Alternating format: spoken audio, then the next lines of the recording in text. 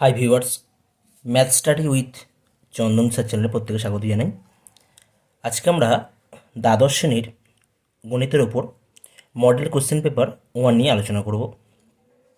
আমরা এর লাস্ট ভিডিওতে অর্থাৎ তোমাদের মডেল কোশ্চেন পেপার 1-এর পার্ট 1-এ আমরা আলোচনা করেছিলাম এর এমসিকিউ বা আমাদের বহু বিকল্পধর্মী যে প্রশ্ন ছিল সেই সমস্ত প্রশ্নের সমাধান নিয়ে আলোচনা করেছিলাম। আজকে আমরা ওই একই মডেল কোশ্চেন পেপার অর্থাৎ মডেল কোশ্চেন পেপার নাম্বার 1 থেকে ভেরি শর্ট অ্যান্সার টাইপ বা অতি সংক্ষিপ্ত প্রশ্নের উত্তর আজকে প্রোভাইড করা হবে। তো অর্থাৎ গ্রুপ এ আজকে সলভ করব। ওকে, তো শুরু করা যাক আজকের ভেরি শর্ট অ্যান্সার টাইপ বা অতি সংক্ষিপ্ত প্রশ্নের উত্তর। তো আজকে আমরা নিয়ে চলে এসেছি মডেল কোশ্চেন পেপার 1-এর পার্ট এ, যেখানে পার্টে তোমাদের মোট 70 নম্বর রয়েছে। তার মধ্যে আমরা এই একের দাগের যে কোশ্চেনগুলো আছে সেইগুলো নিয়ে কিন্তু আজকে বিশেষ আলোচনা করব। তোমরা যারা এমসিকিউ প্রবলেমগুলো দেখোনি, তোমরা আমার ডেসক্রিপশান বক্সে লিঙ্ক দেওয়া রয়েছে, তোমরা সেখান থেকে তোমরা এই মডেল কোশ্চেন পেপারের পার্ট বি এমসিকিউ প্রবলেমের সমাধান দেখে নিতে পারো। আরেকটা বিষয়, অঙ্কগুলো করার আগে তোমরা অবশ্যই আমার অঙ্কটা সলভ করার আগে তোমরা ভিডিও পজ করে নিজেরা ট্রাই করবে, না পারলে তারপরে তোমরা ভিডিও দেখবে, যাতে করে তোমাদের প্র্যাকটিসটাও হয়ে যাবে। ওকে, তো যাই হোক, শুরু করা যাক পার্ট এ question number 1 very short answer type যে প্রবলেমগুলো আছে। এর দাগের রোমান 1 ফার্স্ট কোশ্চেন কি বলছে দেখো।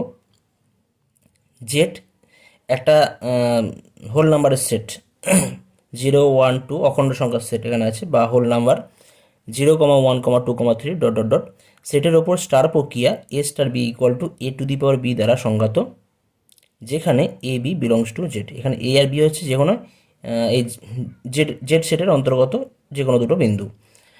প্রমাণ করে যে স্টার একটি দ্বিপদ প্রক্রিয়া নয়। দ্বিপদ প্রক্রিয়া নয়, তোমাদের এটা প্রমাণ করে দেখাতে হবে।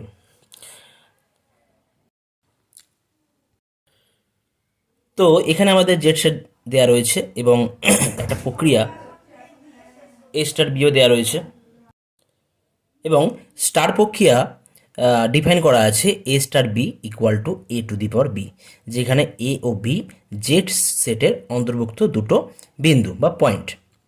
তো এখানে আমরা এই স্টার প্রক্রিয়াকে কখন আমরা দ্বিপদ প্রক্রিয়া বলি? স্টার প্রক্রিয়া যদি জেড সেটের উপর বদ্ধ হয় বা ক্লোজড হয়, তখন আমরা কি বলি? এই স্টার প্রক্রিয়া জেড সেটের উপর আমাদের দ্বিপদ প্রক্রিয়া হয়। অর্থাৎ স্টার প্রক্রিয়া যদি জেড সেটের উপর বদ্ধ হয়, তবে স্টার প্রক্রিয়াকে জেড সেটের উপর দ্বিপদ প্রক্রিয়া হবে। এখানে ক্লোজড বলতে আমরা কি বুঝি বা বদ্ধ বলতে কি বুঝি? আমরা এই জেড সেট থেকে আমরা যে কোনো দুটো এলিমেন্ট যদি নিই এবং তাদের উপর যদি আমরা স্টার প্রক্রিয়া অ্যাপ্লাই করি, তাহলে যে নতুন এলিমেন্টটা পাবো সেটাও আমাদের এই জেড সেটের মধ্যেও থাকবে। কেমন? তো এখন আমরা এখানে দুটো এলিমেন্ট দেখে নিচ্ছি। ধরি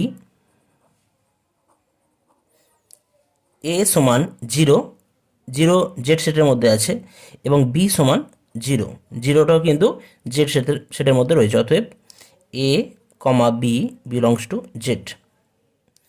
সুতরাং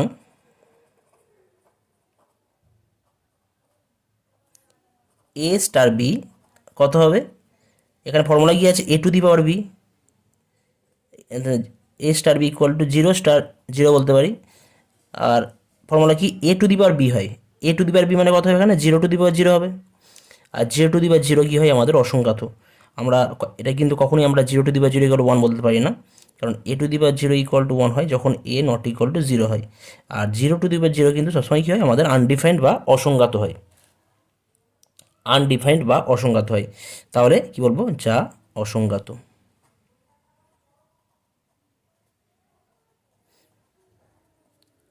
অর্থাৎ 0 টু দি পাওয়ার 0 কিন্তু আমাদের জেড সেটের মধ্যে থাকছে না। তাহলে আমরা কী পেলাম? অতএব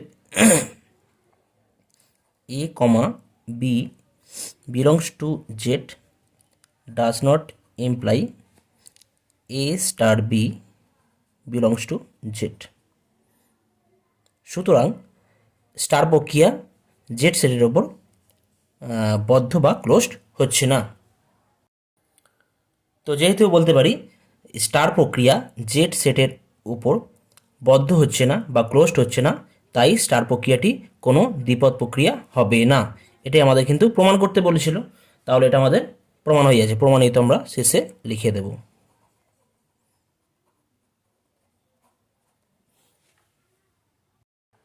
নেক্সট আসছি রোমান 2, একের দাগের এ রোমান 2। এখানে দুটোর মধ্যে একটা করতে বলেছে, আমরা সবগুলি সলভ করব যাতে করে আমাদের বেশি করে প্র্যাকটিস হয় এবং খুব সহজেই আমরা যখন পরীক্ষায় কোশ্চেনগুলো আসবে আমরা খুব সহজেই অ্যান্সার করতে পারবো। আমাদের মেন বিষয় হচ্ছে প্র্যাকটিস দরকার। তো আমরা এখানে কিন্তু সমস্ত এই ভিএসএ টাইপ যত প্রশ্ন আছে সমস্ত প্রশ্নের সমাধান কিন্তু আমরা করব। ওকে, তো রোমান 2 দেখা যাক রোমান 2 কী দেওয়া রয়েছে। মান নির্ণয় করতে হবে tan of half cos inverse √5/3। তো এখানে যে কোশ্চেন আছে tan of half cos inverse √5/3 এত এর মান কত হবে নির্ণয় করতে হবে। আমরা প্রথমে কি করব, ধরি কস ইনভার্স √5/3 সমান থিটা ধরে নিচ্ছি, ঠিক আছে। অতএব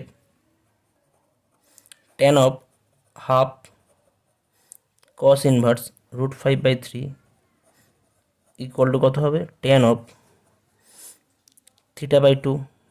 কারণ থিটা মানে কি ছিল, কস ইনভার্স √5/3 সমান থিটা ধরেছিলাম, আর নিচে 2 আছে, তাহলে θ/2 tan θ/2। আচ্ছা, এটাকে আমরা কি লিখতে পারি, এটাকে আমরা লিখতে পারি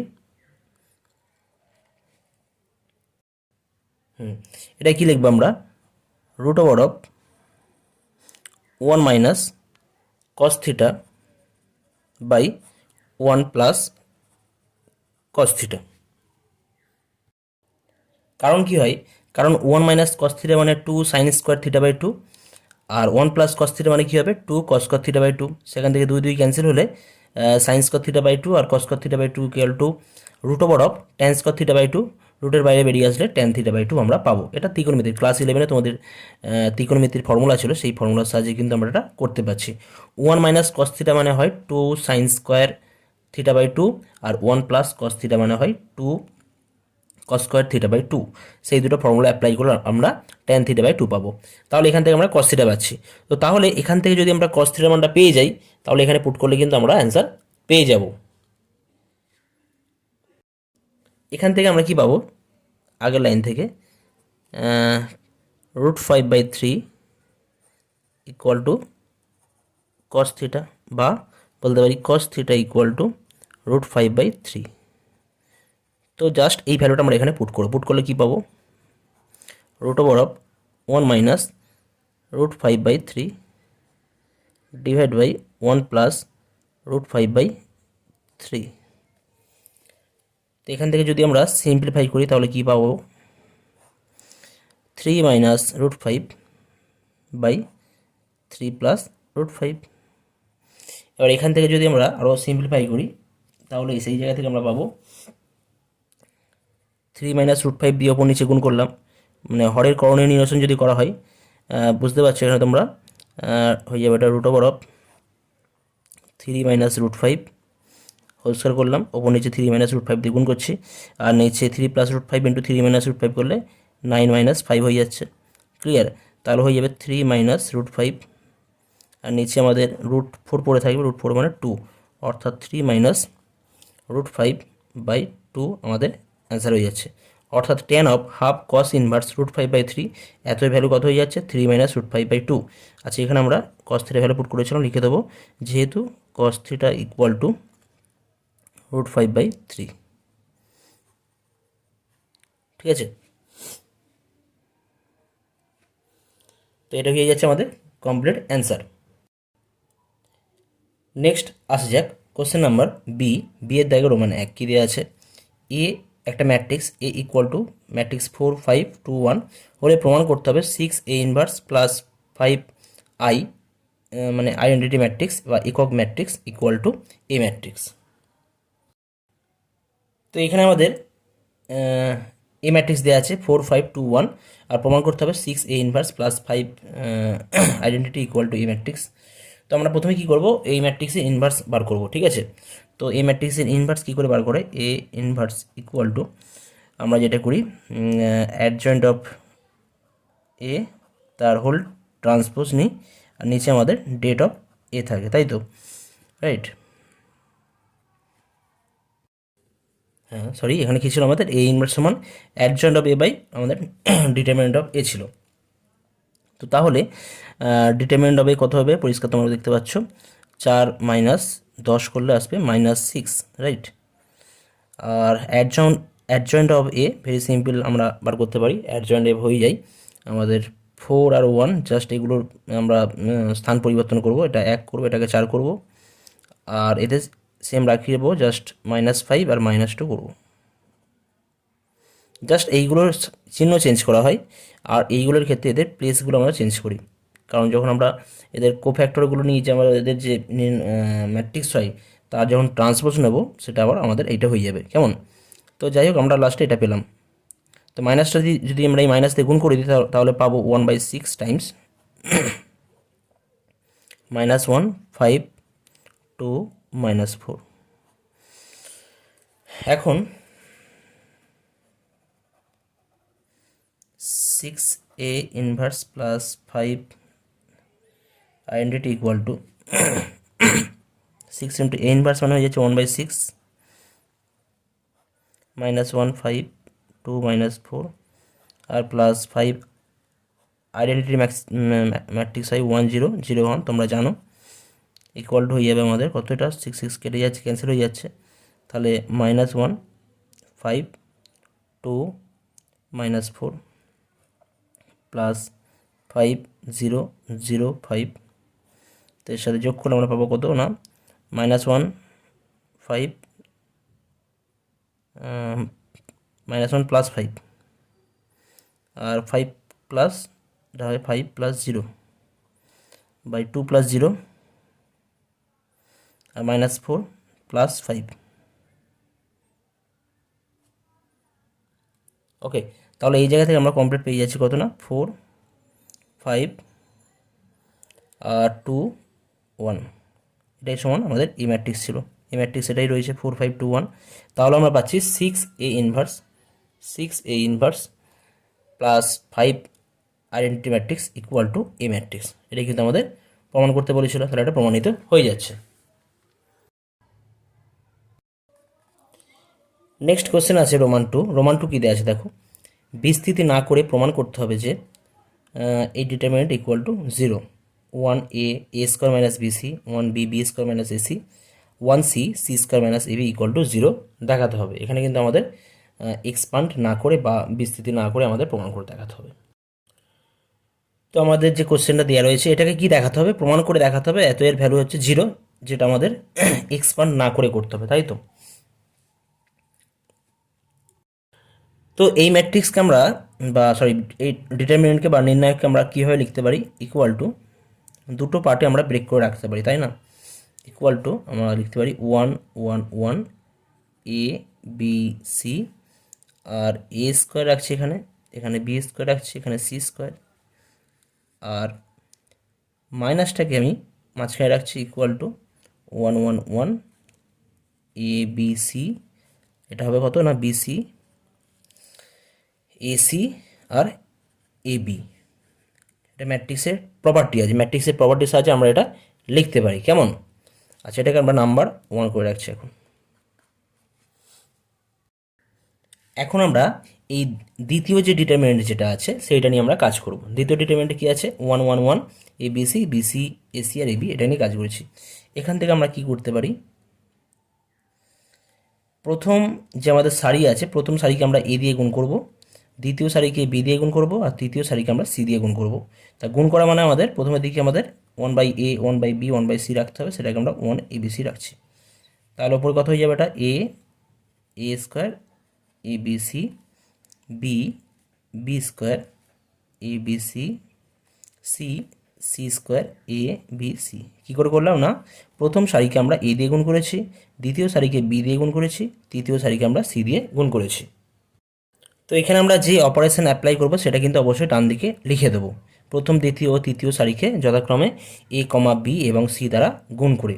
ওকে, ইকুয়াল টু আমরা এখান থেকে কী করবো? এরপরে তৃতীয় যে স্তম্ভ আছে বা কালাম আছে সেখান থেকে আমরা এবিসি কমন নেব, নিলে কী হয়ে যাবে? তখন এবিসি কমন নিয়েছি, আর আগে থেকে আমাদের নিচে এবিসি ছিল, তাহলে এখান থেকে পড়ে থাকছে a B c, a square b square c square, আর পাশে 1 1 1, কারণ আমরা তৃতীয় স্তম্ভ থেকে এবিসি কমন নিয়েছি। তাহলে এই ক্ষেত্রেও কিন্তু আমরা পাশে লিখে দেব তৃতীয় স্তম্ভ থেকে এবিসি কমন নিয়ে সেটা আমরা লিখে দিলাম। তাহলে এখন এই এবিসি এবিসি ক্যান্সেল হয়ে যাচ্ছে, কি পড়ে থাকছে a b c, a square b square c square 1 1 1। আচ্ছা, আমরা এই 1 1 1কে আমরা এই প্রথমে আনার চেষ্টা করব, তারপরে এবিসিকে রাখবো, তারপরে a square b square c square রাখবো। তো এখন আমরা প্রথম এবং তৃতীয় স্তম্ভকে আমরা এদের স্থান পরিবর্তন করছি। করলে কি হবে, একটা চিহ্ন চেঞ্জ হবে। ডিটারমিনেন্টের রুলস রয়েছে যে যদি যে কোনো দুটো স্তম্ভ বা সারির স্থান পরিবর্তন করা হয় তাহলে একটা মাইনাস চিহ্ন আসে। তাহলে এখান থেকে যাবে 1 1 1, a square b square c square যেমন ছিল তেমনই থাকবে, এখানে এ বি সি। কি পেলাম, প্রথম ও তৃতীয় স্তম্ভ দুটি পারস্পরিক স্থান পরিবর্তন করে আমরা পাচ্ছি এখান থেকে একটা মাইনাস সাইন পাচ্ছি। এরপর আমরা কি করব, আমাদের যে এই এবিসি আছে আর a square b square c square আছে, অর্থাৎ দ্বিতীয় ও তৃতীয় স্তম্ভ আছে, এদের আমরা স্থান পরিবর্তন করব। করলে তাহলে আরও একটা সাইন মাইনাস চিহ্ন বাইরে বেরিয়ে আসবে, আর সেই মাইনাস চিহ্ন আর এই মাইনাস গুণ হলে প্লাস হয়ে যাবে।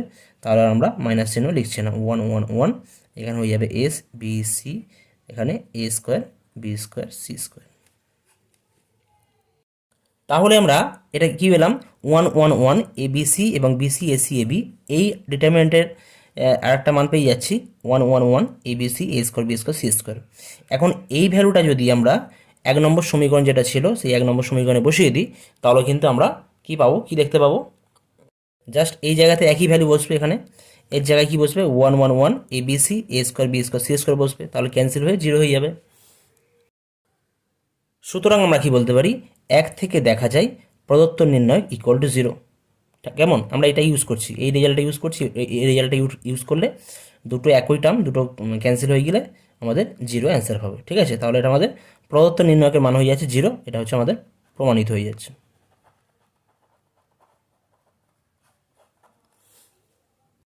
নেক্সট আসছি কোশ্চেন নাম্বার সি। সি এর দাগের রোমান এক কী দিয়ে আছে দেখো, y equal to X plus B into E to the power minus 2x, এত এর অবকল সমীকরণ নির্ণয় করতে হবে। তো এখানে আমাদের কি করতে হবে, অবকল সমীকরণ তৈরি করতে হবে বা গঠন করতে হবে। কি আছে, y equal to X plus B into E to the power minus 2x। একটা বিষয় তোমরা খেয়াল করবে, এখানে কনস্ট্যান্ট কতগুলো আছে বা ধ্রুবক পদ কতগুলো আছে, ধ্রুবক টার্ম আছে এ আছে বি আছে। যেহেতু এখানে কনস্ট্যান্ট টার্ম বা কনস্ট্যান্ট আছে দুটো, তাহলে যে আমরা অবকল সমীকরণ তৈরি করব সেক্ষেত্রে কিন্তু তার যে অর্ডার হবে, অর্ডার বা ক্রম হবে 2 হবে। কেমন, অর্থাৎ d2y dx2 এই ধরনের টার্ম থাকবে। তো আমরা কি করব, প্রথমে উভয় পক্ষে আমরা এক্সের সাপেক্ষে অবকলন করে পাই, উভয় পক্ষে এক্সের সাপেক্ষে অবকলন করে পাই dy dx। ডান দিকে কী পাবো আমরা, d dx অফ গুণের, এটা গুণের ফর্মুলা আছে, d dx of X plus B into E to the power minus 2x। তার মানে বলতে পারি এখান থেকে আমরা dy dx ইকুয়াল টু, প্রথমে আমরা কি করব, এ এক্স প্লাস বিকে আমরা স্টপ রাখছি আর এর ইন্টিগ্রেশন করছি, এই ডেরিভেটিভ করছি, এর অবকলন করলে কী হবে, d d x of e to the power minus 2x। তো d d x of e to the power minus 2x plus E to the power minus 2xকে আমরা ফিক্সড রাখছি, তারপর লিখছি এখানে d d x of a x plus b, right. তাহলে এই জায়গা থেকে কী পাবো আমরা, ডিওয়াই ডিএক্স ইকুয়াল টু, এখান থেকে আমরা e to the power minus 2x derivative করলে e to the power minus 2xই পাবো, তার সাথে একটা মাইনাস 2 আসবে, তাহলে minus 2 times X plus B into E to the power minus 2x। এখান থেকে কী পাওয়া যাবে, এক্স প্লাস বি এর ক্ষেত্রে ডেরিভেটিভ করলে এখান থেকে একটা এ পাবো আর এখান থেকে 0 হয়ে যাবে, তাহলে এ ই to the power minus 2x। এখন একটা বিষয় খেয়াল করো, X plus B into E to the power minus 2x, এর ভ্যালু কত আছে, এর ভ্যালু কিন্তু ওয়াই দেওয়া রয়েছে, নাম্বারিং 1 করে রাখছি এটাকে আমরা। তো এই জায়গাতে আমরা এটা ইউজ করব, X plus B into E to the power minus 2x এর ভ্যালু কত লিখবো আমরা, ওয়াই বসিয়ে দেবো এখানে, বসালে কত হয়ে যাবে, d y dx equal to minus 2y plus A into E to the power minus 2x। এরপর আমরা কি করলাম, উভয় পক্ষে আমরা e to the power 2x দিয়ে গুণ করেছি, বাম পক্ষ এবং ডান পক্ষ উভয় পক্ষে আমরা e to the power two x থেকে গুণ করেছি, অথবা just e to the power two এক্সকে আমরা one by e to the power two x আকারে লিখেছি, লিখে এদিকে পাঠিয়ে দিয়েছি, পাঠাতে আমরা এই ফর্মেটটা পেয়েছি। নেক্সট আমরা কী করব, এখন এখানে আবার আমরা উভয় পক্ষে এক্সের সাপেক্ষে অবকলন করে পাবো। উভয় পক্ষে এক্সের সাপেক্ষে অবকলন করে পাই, আবার আমরা অবকলন করব, করলে কি পাবো, এখানে ডিওয়াই ডিএক্স আছে into E to the power two X আছে, তাহলে আমরা লিখতে পারি ডি ডিএক্স অফ, তো এই জায়গা থেকে আমরা অবকলন করলাম, করলে কি পাবো, ডিওয়াই ডিএক্সকে আমরা স্টপ রাখছি প্রথমে, আর e to the power two এক্সের ডেরিভেটিভ করলে কী পাবো, e to the power two x into two পাবো। ওকে, এরপরে আবার কী করছি, e to the power two এক্সকে স্টপ রাখছি, আর ডিওয়াই ডিএক্সের ডেরিভেটিভ করলে পাবো d two Y d x two equal to, এখানে কী আছে মাইনাস টু ওয়াইকে স্টপ রেখে e to the power two এক্সের ডেরিভেটিভ করলে পাওয়া যাবে e to the power two x into two, যেহেতু মাইনাস আছে তো গুণের ক্ষেত্রে আবার এখানে মাইনাসই হয়ে যাবে, two E to the power two এক্সকে স্টপ রাখছি, আর ওয়াইকে যদি আমরা ডেরিভেটিভ করি তাহলে এখান থেকে পাওয়া যাবে ডিওয়াই ডিএক্স।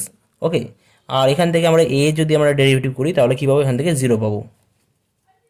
তো এখন যদি আমরা রাইট হ্যান্ড সাইড থেকে যদি আমরা লেফট হ্যান্ড সাইডে টার্মগুলোকে নিয়ে আনি তাহলে হয়ে যাবে এটা d y d x E to the two E to the power two X plus E to the power two x into D two Y d x two plus four Y E to the power two X plus two E to the power two x dy d x. এখন এই দুটো term same আছে, তাহলে এখান থেকে পাবো four e to the power two x dy d x plus E to the power two x into D two Y d x two plus four y into E to the power two x equal to zero. এখন প্রত্যেকটা term থেকে যদি আমরা e to the power two x common নিই তাহলে কি পড়ে থাকবে, আমি প্রথমে আমরা এই টার্মটা লিখছি ডি টু ওয়াই ডিএক্স টুটা আগে লিখছি, D two Y d x two plus এখান থেকে কি পাওয়া যাবে ফোর ডিওয়াই ডিএক্স, আর এখান থেকে পাবো আমরা four y equal to zero. আচ্ছা, এখন e to the power two x কিন্তু অলওয়েজ নন জিরো হয়, তাই না, e to the power two x always non zero হয়,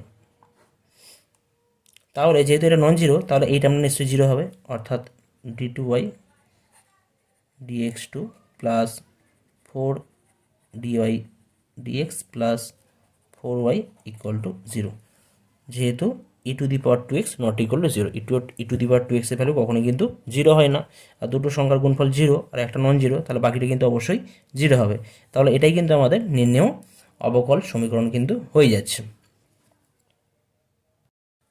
তাহলে শেষে আমরা কি অ্যান্সার লিখব, এটি হলো প্রদত্ত সমীকরণের নির্ণেয় অবকল সমীকরণ।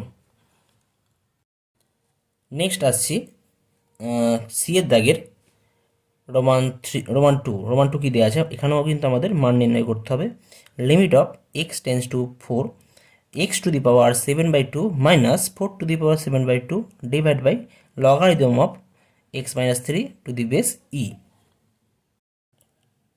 তো এখানে আমাদের কোশ্চেন ওয়াইজ কী আছে, limit of x tends to four x to the power seven by two minus four to the power seven by two divide by logarithm of x minus three to the base e. তো এই অঙ্কটা করার আগে দুটো formula তোমাদের অবশ্যই জেনে রাখতে হবে, যে limit of x tends to a x to the power n minus a to the power n by x minus a equal to কী হয় n a to the power n minus one, এটা তোমরা জানো, যেখানে N হচ্ছে আমাদের কোনো integer. আরেকটা কী হয় না, ইন্টিজার ছাড়া আমাদের কোনো অখণ্ড সংখ্যা মূলত সংখ্যা হলে হবে, অসুবিধা নেই। আরেকটা কী আছে, limit of x tends to zero one by X logarithm of one plus X to the base E equal to কত হয় ওয়ান হয়ে যায়, ঠিক আছে। তো সেই হিসাবে আমরা কী করবো, লব ও হরকে limit of x tends to four, দেখো এখানে যদি আমরা এই ফর্মুলা অ্যাপ্লাই করতে যাই, এখানে এন মানে কত আছে সেভেন বাই টু আছে, নিচে আমাদের এক্স মাইনাস আছে, তাহলে এখানে এক্স মাইনাস ফোর দিয়ে আমাকে ভাগ করতে হবে, লব ও হরকে আমরা এক্স মাইনাস ফোর দিয়ে ভাগ করব, তাহলে কী পাওয়া যাবে x to the power seven by two minus four to the power seven by two divide by x minus four, লবকে ভাগ করলাম, একইভাবে আমরা হরকে ভাগ করবো, logarithm of to the base e x minus three by কত আছে এক্স মাইনাস ফোর।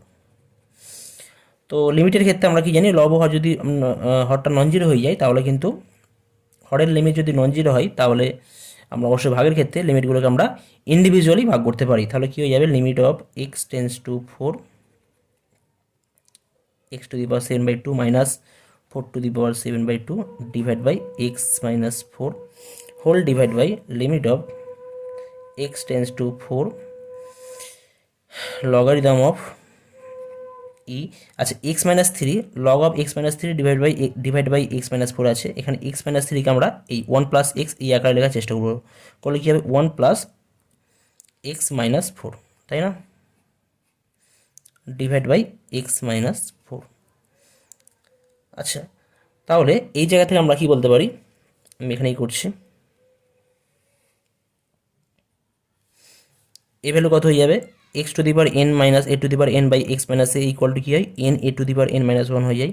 তাহলে আমাদের লবের যে লিমিট আছে তার ভ্যালু কত হয়ে যাবে N a to the power N মানে কত 7/2, এ মানে কত আছে 4 আছে 4, a to the power n minus one মানে 7/2 minus one.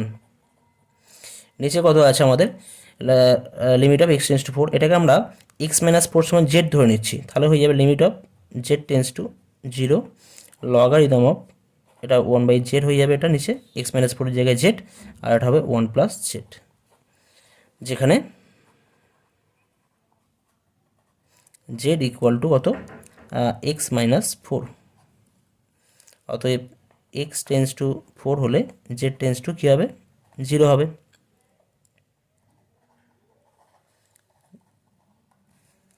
X tends to four হলে জেড টেন্স টু জিরো হবে। তাহলে এই জায়গা থেকে পাবো আমরা 7/2 4 two the power 7/2 minus one করলে 5/2 পাবো এটা। আর নিচে কত হয়ে যাবে logarithm of 1/z log of one plus Z two the base ই, এর ভ্যালু অলওয়েজ ওয়ান হয়, তাহলে এটা ওয়ান হয়ে যাচ্ছে। তাহলে এর ভ্যালু যদি আমরা বার করি 7/2 2 স্কোয়ার 2 স্কোয়ার করলে এটা হয়ে যাবে 2 10/2, রাইট, তাহলে 5 পড়ে থাকবে এখানে, তার 2 টু দি পাওয়ার 5 হয়ে যাচ্ছে 7/2 ইন্টু 2 টু দি পাওয়ার 5, তাহলে 32 7 ইন্টু 32/2 2 দিয়ে 16, 16 সাথে 7 2 4 112।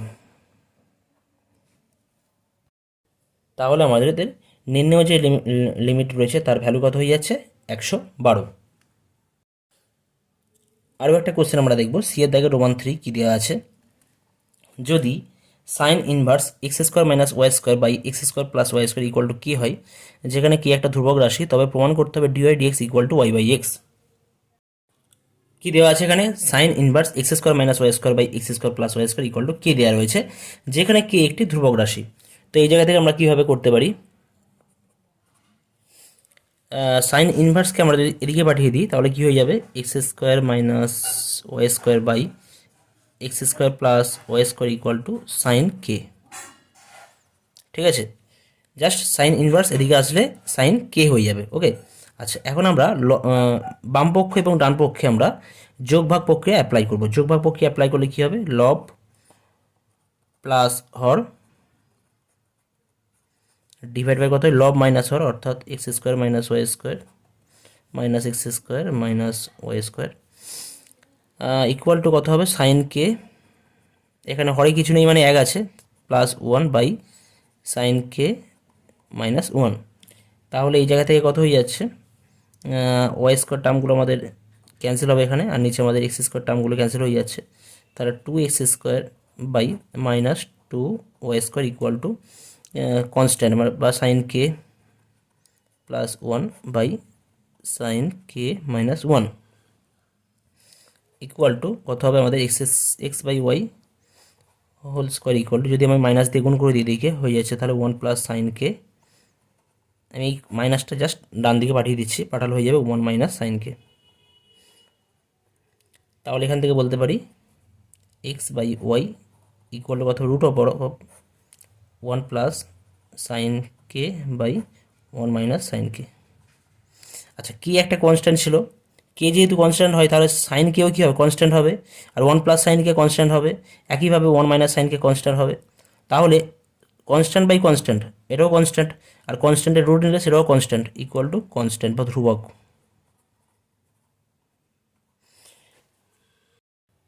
তো এই জায়গা থেকে যদি আমরা এখন এক্সের সাপেক্ষে উভয় পক্ষে অবকলন করি তাহলে কি পাবো, এটা নিচে হবে আমাদের ওয়াই স্কোয়ার ওয়াই ইন্টু এক্সের ডেরিভেটিভ করলে 1 বাই মাইনাস এক্স টপ রেখে ওয়াইয়ের ডেরিভেটিভ করলে হবে ডিওয়াই ডিএক্স ইকুয়াল টু ধ্রুবকের যদি আমরা অবকলন করি তাহলে কত হয় ধ্রুবকের অবকলন করলে 0 হয়। তাহলে এই জায়গা থেকে পাওয়া যাচ্ছে y minus x dy dx equal to y square into zero করলে জিরো হয়ে যাবে, অর্থাৎ বলতে পারি x dy dx equal to y, বা ডিওয়াই ডিএক্স ইকুয়াল টু এখান থেকে হয়ে যাবে ওয়াই বাই এক্স। এটাই আমাদের প্রমাণ করতে বলা হয়েছিল।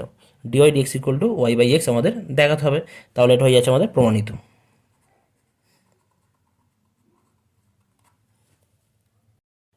তো আজকের ভিডিওতে আমি সি এর দাগের 1, 2, 3 পর্যন্ত করলাম। পরবর্তী ভিডিওতে তোমাদের বাকি যে আরও 7টা প্রবলেম আছে, অর্থাৎ তোমাদের ভিএসএ টাইপের যে আরও 7টা প্রবলেম আছে, সেই সমস্ত প্রবলেম নিয়ে আলোচনা করা হবে। ওকে, থ্যাংক ইউ সো মাচ।